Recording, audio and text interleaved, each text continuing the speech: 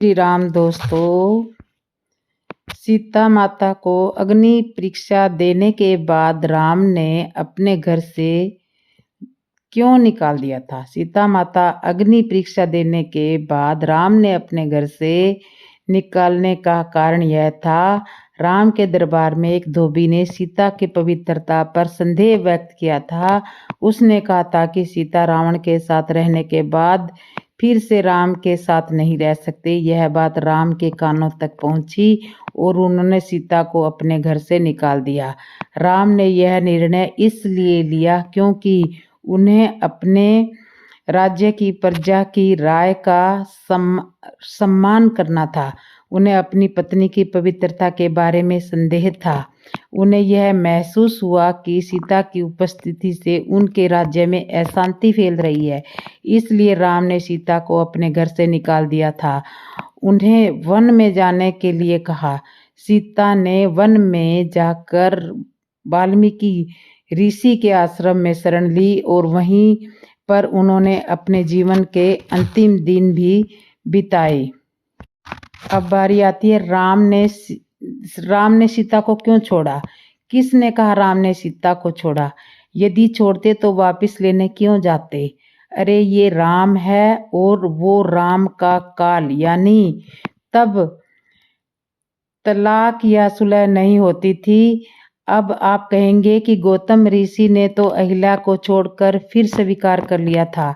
तो अब ऐसे किस्सों में यदि कोई राजा सत्र का व्यक्ति हस्तक्षेप कर उसे मान्यता दे दे तो पत्नी स्वीकार की जा सकती थी, लेकिन ये भी ऋषि के साथ या साधारण नागरिकों के साथ। राम तो उस समय राजा थे। उन्हें तो पहले प्रजा फिर परिवार के बारे में सोचना था। जब प्रजा ही रानी को स्वीकार नहीं कर रही थी तो उन्हें ही एक निर्णय लेना था न।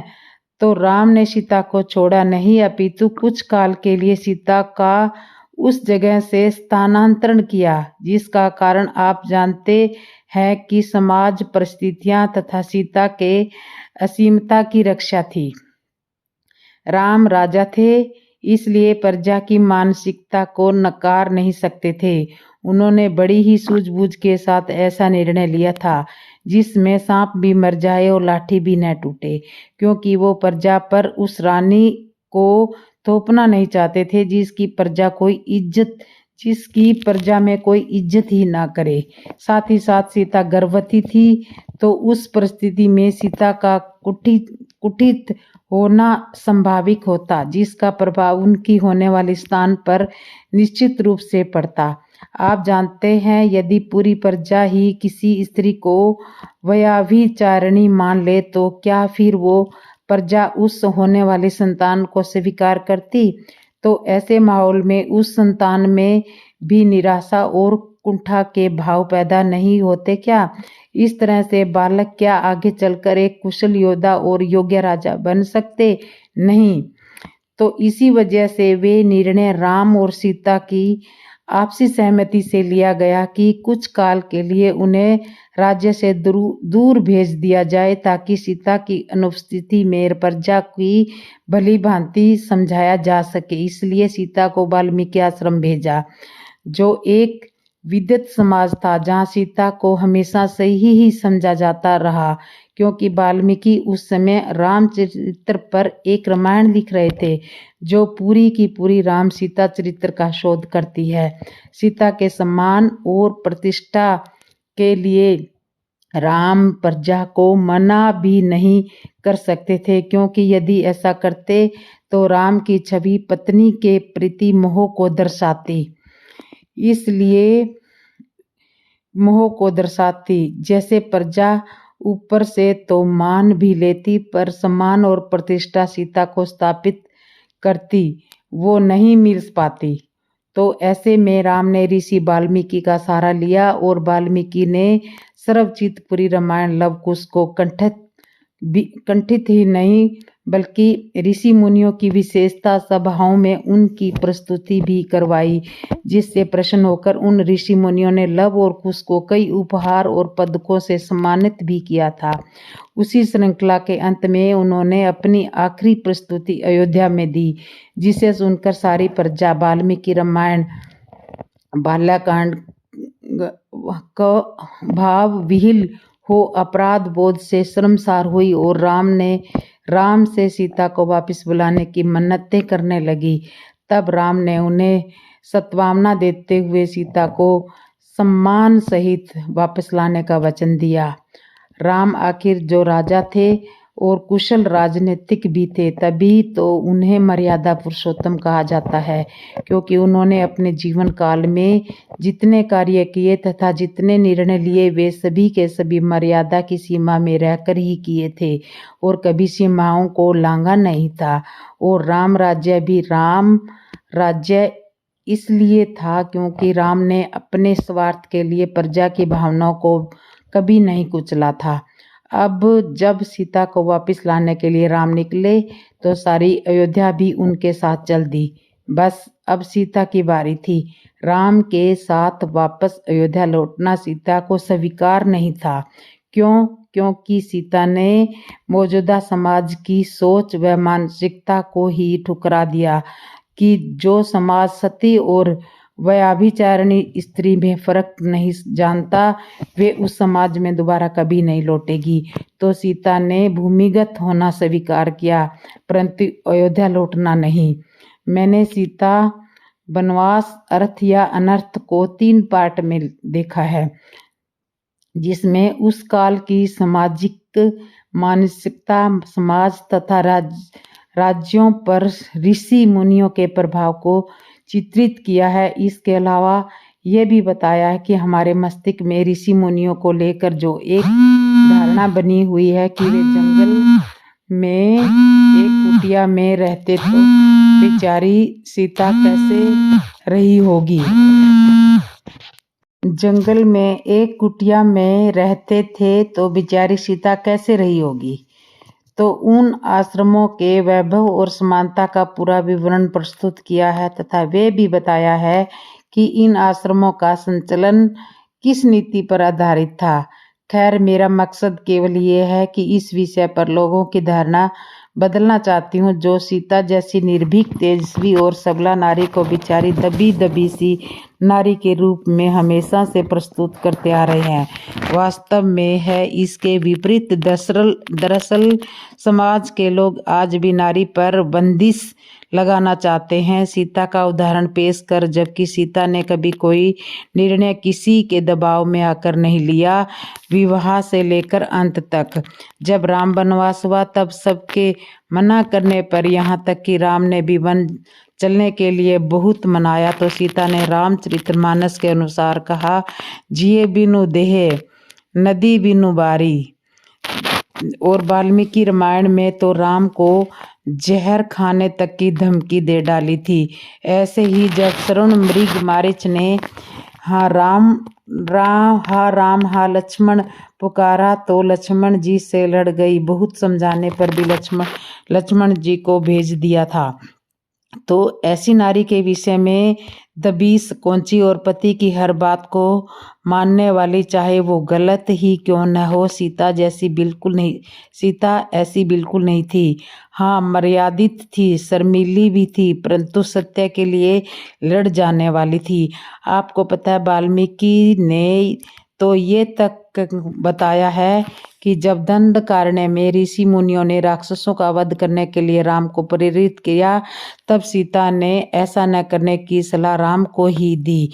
उसका कारण ये था कि वो चाहती थी कि बेवजह खून खराबा नहीं होना चाहिए। वो अलग बात थी कि राम ने राजा होने के नाते अपनी प्रजा की रक्षा करने तथा उनके कष्टों को दूर करने का कर्तव्य बताते हुए उनकी सलाह नहीं माननी थी, पर सीता के विचारों की सराहना आवश्यक की।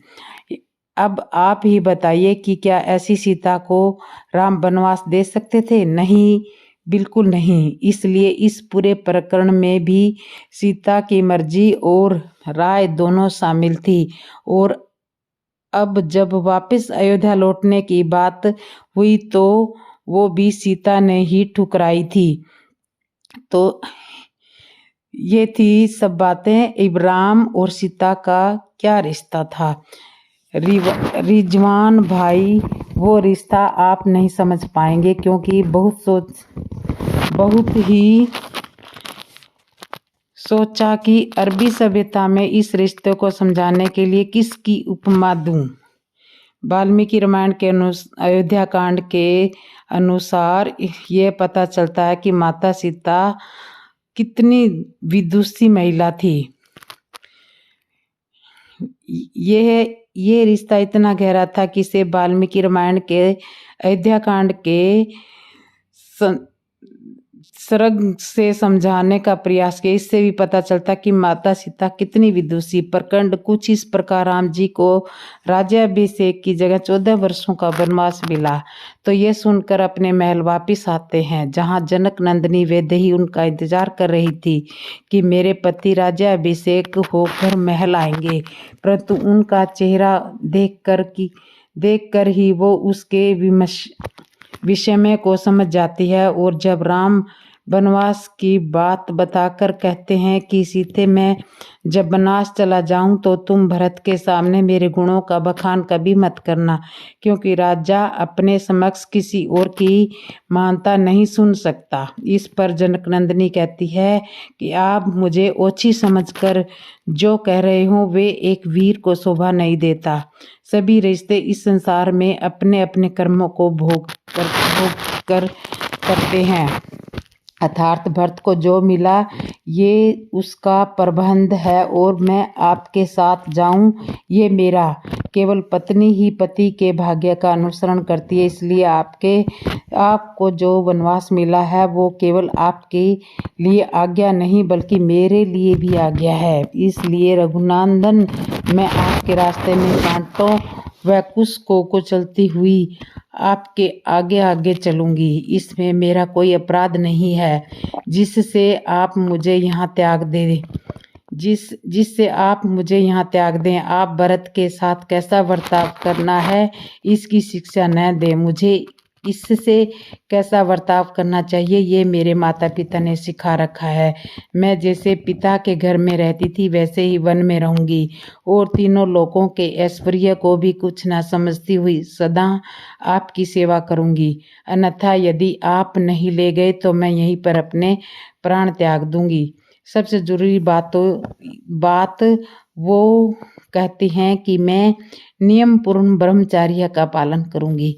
मुझे नहीं लगता कि अरबी सभ्यता में किसी ने ब्रह्मचर्य का पालन किया होगा, परंतु तथाकथित अरबी सभ्यता को मानने वाले ये प्रश्न जरूर पूछते हैं कि राम, सीता, लक्ष्मण जी के साथ एक कुटिया में कैसे गृहस्थ जीवन जिए होंगे। उसका जवाब वाल्मीकि रामायण में यही सर्ग 26वें सीता जी ने दिया है। अब भाई, रिश्ते की गहराई को समझना है कि सर्ग 14 में जो सीता जी साथ जाने का दृढ़ निश्चय कर रही है, परंतु राम जी उन्हें वन के बारे में बता रहे हैं ताकि वो वन जाने का विचार त्याग दे और उनके होते हुए उनकी पत्नी को वन में दुख देखना पड़े। धर्म के ज्ञाता राम बड़े विचित्र हैं भाई। जब उनकी माता कौशल्या उनके साथ जाने को बोलती है तब वो कहकर मना कर देते हैं कि पति की सेवा करना उनका धर्म है, इसलिए वे दशरथ जी की सेवा करें। लेकिन जब उसी पत्नी धर्म की बात सीता जी कर रही है तो उनको वन में होने वाले कष्टों का भय दिखा रहे हैं। इस पर सीता जी पुनः राम जी से कह रही हैं कि आपके साथ रहूंगी तो वन के सभी दोष भी मेरे लिए गुण स्वरूप हो जाएंगे। ये इस रिश्ते की गहराई है जिसकी परिभाषा आप पूछ रहे हैं। अब आप ही बताइए कि इतने गहरे रिश्ते की उपमा किस स्त्री रूप के रिश्ते से दूं ताकि आपको समझाने में आसानी हो। सीता के कहने पर राम ने हिरण का वध करने गए, यह उचित था या नहीं? बचपन से ही माता सीता को गहरे कलर के हिरण पसंद थे। बचपन में ही वो उसे देखने जाया करती थी, उसके साथ खेलना चाहती थी। वनवास के समय जब वो हिरण दिखाई दिया तो उसकी बचपन की इच्छा जागृत हो गई। अपने पति श्री राम से उन्होंने उसे पकड़ कर लाने के लिए कहा था, न कि वध करने के लिए कहा। इसके पीछे राम की लीला थी। अगर वो हिरण के पीछे न जाते तो लक्ष्मण भी उनकी मदद करने न जाते तो सीता हरण रावण द्वारा न होता। इसके पीछे भगवान की लीला छिपी थी।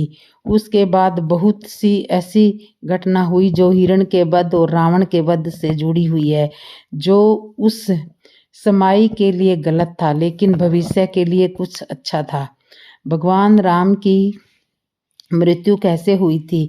भगवान राम कोई साधारण मनुष्य नहीं थे जिनकी मृत्यु हो।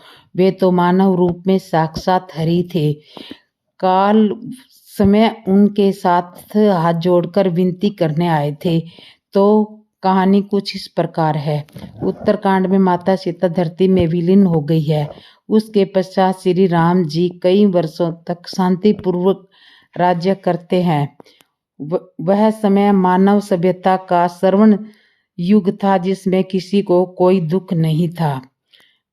धरती पर राम अवतार का उद्देश्य पूरा हो चुका था। तब काल श्री राम के पास मुनि के भेष में आते हैं और एकांत में बात करने की विनती करते हैं। श्री राम लक्ष्मण जी को आदेश देते हैं कि द्वार पर पहरा दो और यदि कोई भी उसकी वार्ता में हस्तक्षेप कर देगा तो उसे मृत्यु दंड देंगे।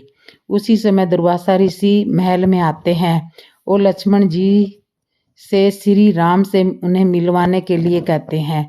लक्ष्मण जी के द्वारा श्री राम की व्यवस्था बताते हुए वह संपूर्ण अयोध्या को श्राप देने की बात करते हैं, जिसे सुनकर लक्ष्मण श्री राम और काल की वार्ता के बीच में हस्तक्षेप कर देते हैं।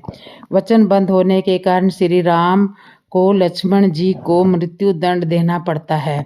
लक्ष्मण जी सरयू नदी में जल समाधि धारण कर वापस अपने दिव्य रूप शेषनाग को धारण कर लेते हैं।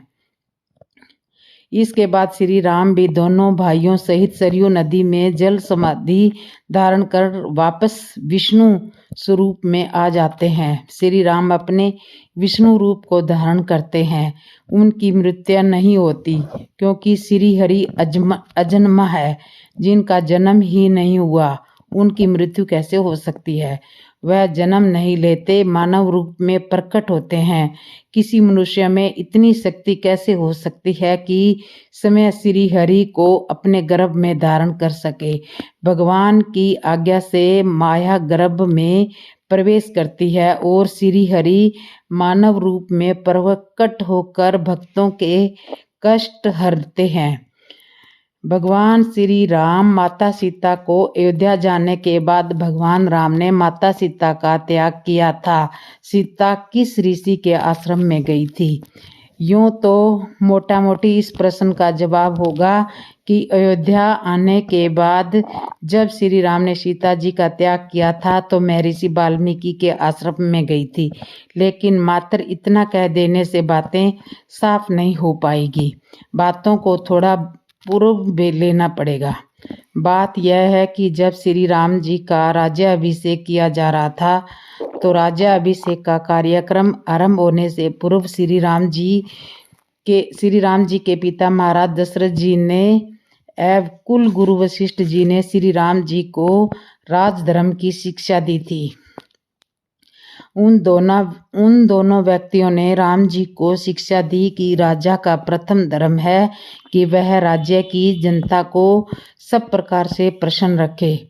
यदि जनता के मन राजा के परिवारी जनों के प्रति कोई निंदा या आपेक्ष हो और यदि वह बात जानता द्वारा राजा के संज्ञान में लाई जाए तो जनता के मन में से उस आवेश के निवारण के लिए यदि आवश्यकता पड़े तो अपने परिवारी जनों का त्याग बिना किसी हिचक के कर देना चाहिए। श्री राम जी के राज्याभिषेक का कार्यक्रम आरंभ किया गया।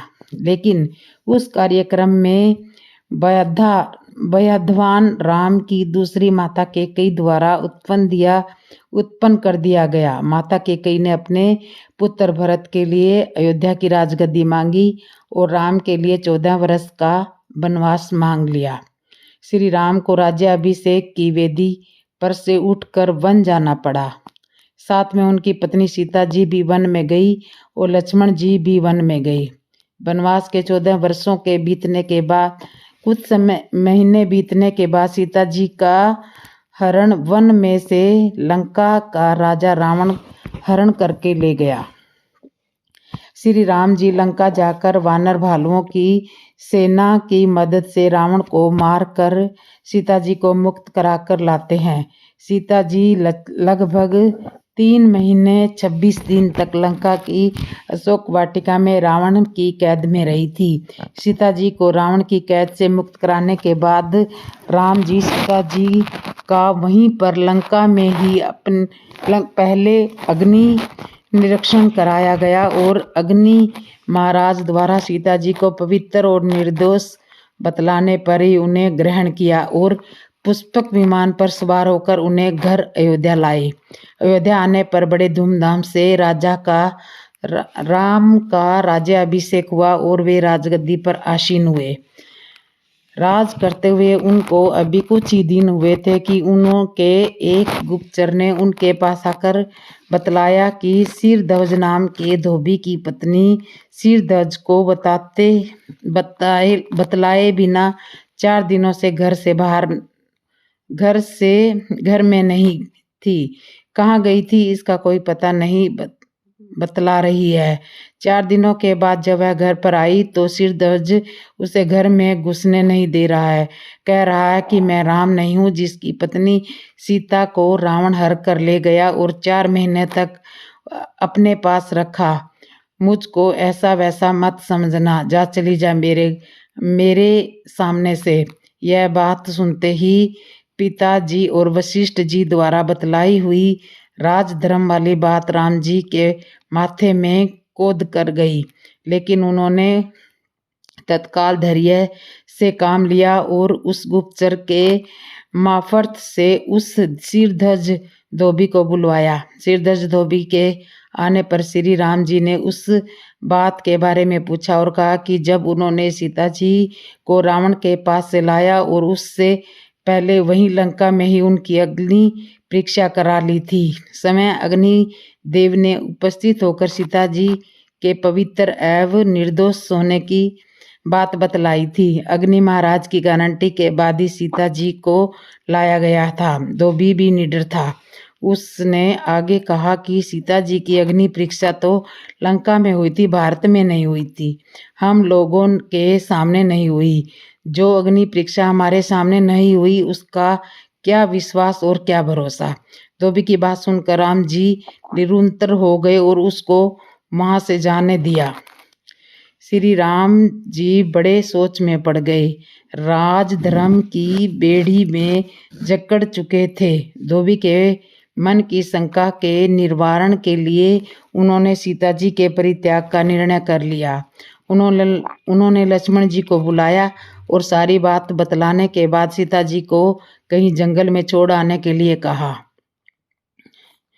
लक्ष्मण जी ने पहले तो आनाकानी की, लेकिन जब श्री राम जी ने कहा कि उनका आदेश है, सीता जी को जंगल में पहुंचाना ही होगा, क्योंकि राजधर्म के बंधन में लक्ष्मण जी भी बंधे हुए थे। श्री राम जी ने यह निर्णय जब लिया जब सीता माता जी गर्भवती थी। अगले दिन सुबह में मुंह अंधेरे ही सीता जी को छोड़ आने की बात तय हुई। श्री राम जी ने सीता जी को बात की सारी सच्चाई न बतलाकर सिर्फ इतना भर कहा, देखो सीते, अभी तुम्हारी देह की जो स्थिति है न, वह उस स्थिति में इस समय तुम्हें सुबह की खुली हवाओं का सेवन और थोड़ी दूर तक पैदल टहलना ज्यादा लाभदायक होगा। राम जी ने कहा कि उन्होंने लक्ष्मण को सब कुछ बतला दिया है। वह रथ पर चढ़कर सीता जी को कुछ दूर तक लेकर जाएगा। सीता जी के मन में थोड़ा शक हो रहा था। जिन्होंने उसकी देह के बारे में कभी कभी बात न की हो, आज ऐसी बातें क्यों कर रहे हैं। सीता जी रथ पर सवार होकर लक्ष्मण जी के साथ बैठ गई तो ठीक, लेकिन उसके मन में कुछ हुक दुख लग रहा था। वे रथ पर से पीछे मुड़कर राजमहल की ओर ऐसे देख रही थी जैसे राजमहल का उनका ये आखिरी देखना हो।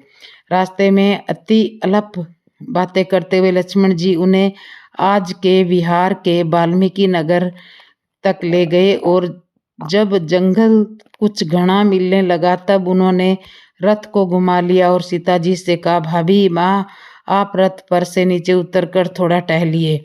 सीता जी रथ से उतरकर अभी ठीक से खड़ी भी नहीं हुई थी कि लक्ष्मण जी ने रथ को भगा लिया। लक्ष्मण लक्ष्मण कहकर सीता जी पुकारती रह गई। लक्ष्मण जी ने उनकी ओर घूमकर देखा तक नहीं। सीता जी वहीं बैठकर रोने लगी कि वाल्मीकि आश्रम से उनके वाल्मीकि उनके रोने की आवाज सुनकर आए और उन्हें आश्रम में ले गए। फिर अपनी कुटी के बगल में उनके लिए अलग कुटी बनवा दी। अपने मानसिक तनाव एवं व्यर्थ के बदलाव से मुक्ति पाने के लिए, किसी भी परीक्षा में फर्स्ट क्लास प्राप्त करने वास्ते, किसी वैद्यति में विजय होने के लिए और दुर्लभताओं के लिए, और इस तरह से माता सीता कुटिया में रहने लगी। सीता के कहने पर राम ने हिरण का वध करने गए। यह उचित था या गलत? माता सीता ने श्री राम से हिरण को मार कर लाने के लिए नहीं कहा था, बल्कि उसे पकड़ कर लाने के लिए कहा था। सुनहरे हिरण के बच्चे को देखकर जंगल में अकेलेपन को दूर करने के लिए माता सीता ने श्री राम से उस बच्चे को पालने की इच्छा जाहिर की थी। राम मांसाहारी नहीं थे तो क्यों हिरण क्यों मारना चाहते थे? धर्म तो यह नहीं सिखाता। राम ने सीता को धर्म तो ये नहीं सिखाता। इस राम मांसाहारी नहीं थे। क्या राम द्वारा सीता का त्याग सही था? इस प्रश्न का उत्तर देने से पहले मैं आपसे इस भव्य प्लेटफार्म पर अपने इस शुरुआती दिनों के लिए माफ़ी चाहूँगी, जब मैंने मर्यादा पुरुषोत्तम श्री राम के त्याग को सही बतलाते हुए मर्यादा और समाज के बारे में किया गया कार्य बतलाया था। सीता ने पहली बार अपने चरित्र को एक सफ़ेद चादर बतलाने के लिए अनेकों दाग सहे। कभी अग्नि परीक्षा को खुद को देकर मर्यादा पुरुषोत्तम राम को बतलाया, कभी दुष्ट रावण को अपने पति के क्रोध का उदाहरण प्रस्तुत किया और उन पर समय से भी ज्यादा विश्वास बतलाया, पर आखिरकार समाज जीत गया और सीता हार गई और बस एक दाग लेकर इस संसार को बता गई कि समाज कल भी राम के लिए था, है और हमेशा रहेगा, और सीता कल ने भी त्याग सहा और बिल्कुल उस त्याग का निष्कर्ष भी है। आधुनिक समाज में आज भी महिलाएं तलाक और डाइवोर्स रहती है और उसके बाद की यातनाएं जो होती है वह वित्तीय होती है। तो आज की लड़कियों का चरित्र वर्जिनिटी का दाग और आगे बढ़ने वाले चुटकुले बताते हुए समाज एक सीता की हर दिन एक परीक्षा ही है, पर सीता हर दिन परीक्षा नहीं देती और बस एक दिन बता देती है कि वो एक प्रश्न चिन्ह नहीं है बल्कि पूर्ण रूप से विराम है, जो वाक्य पूरा करते हुए बस समाप्ति कहता है। तो राम ने सीता के साथ अन्याय किया था। एक छोटी सी कहानी सुनिए। अयोध्या में एक धोबी रहता था। एक दिन उसकी पत्नी घर से बिना बताए भाग जाती है और 3 दिन बाद वापिस आ जाती है। तब धोबी अपनी पत्नी को फटकार कर कहता है, अरे दुष्ट औरत, मैं राम नहीं जो तुझे अपना लूंगा, चली जा यहाँ से। यह घटना अयोध्या के राजा श्री राम के पास पहुंचती है। राम प्रजावत्सल थे, उन्हें अपने हर एक नागरिक की परवाह थी, इसलिए उस धोबी की संतुष्टि के लिए उन्होंने सीता जी को वाल्मीकि मुनि के आश्रम में भिजवा दिया था। दूसरी बात, जिस कारण से श्री राम ने मनुष्य अवतार लिया था वह कार्य उन्होंने पूरा कर लिया। अब अवतार तो समाप्त करने के लिए कुछ न कुछ माया तो फैलाना ही पड़ेगा। हालांकि अब उस समय की क्या परिस्थिति थी, इसका आकलन कर पाना आज के आज के समय संभव नहीं है। तो आज की कहानी इतनी ही। दोस्तों, आपको हमारी वीडियो कैसे लगी कमेंट में बताना, और जिसने भी मेरे चैनल को सब्सक्राइब नहीं किया, सब्सक्राइब करना, लाइक करना, कमेंट करना और बेल आइकन बटन तो ज़रूर दबा लेना। और जय श्री राम ज़रूर लिखना, वीडियो को ज़रूर शेयर करना और सब्सक्राइब करना। जय श्री राम, जय श्री राम।